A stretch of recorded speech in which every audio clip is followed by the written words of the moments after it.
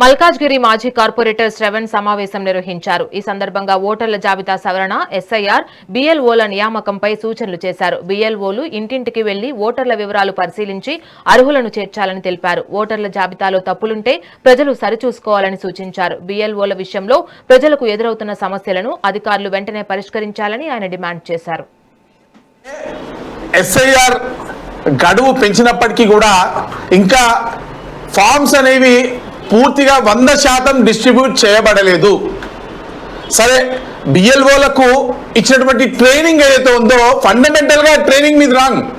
బిఎల్ఓల తప్పు కాదు, ఎందుకంటే సర్చ్ ఆల్గరిథం ఏ విధంగా చేయాలో ఎలక్షన్ కమిషన్ వాళ్ళకి ట్రైన్ చేయడమే పూర్తిగా లోపభూషణమైనటువంటి ఒక విధానాన్ని అవలంబించింది.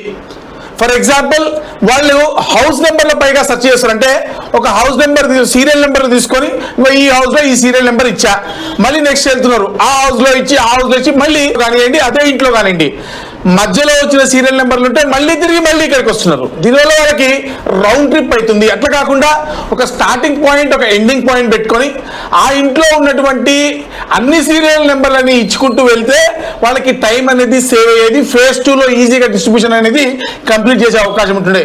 ఫండమెంటల్గా ఎలక్షన్ గుణపాఠాలు గత అంటే ఇంతకుముందు చేసినటువంటి రాష్ట్రాల నుంచి వచ్చినప్పటికీ కూడా దేన్ని కూడా కరెక్ట్గా ఇంప్లిమెంట్ చేయకుండా ప్రజలకు రెస్పాన్స్ ఇవ్వకుండా చేయడం వల్ల ఈ ఇబ్బందులు తలెత్తుతున్నాయి. అంతేకాదు, ఎస్ఐఆర్ ఫామ్ ఫిలప్ చేయడంలో ఎన్నిసార్లు చెప్పినా ప్రజలకు ఇబ్బందులకు తలెత్తడానికి ప్రధాన కారణం మీరు ఇచ్చిన కన్ఫ్యూజన్. ఇది ఎస్ఐఆర్ ఫాము, దీంట్లో ఓటర్ పేరుని రాసిర్రు. ఈ పక్క కాలం ఎందుకు ఫిల్ చేస్తాం?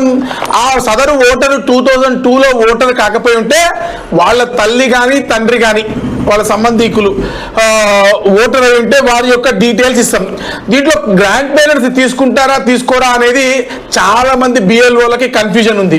అది బిఎల్ఓలకు మీరు చెప్పాలి. నమస్తే.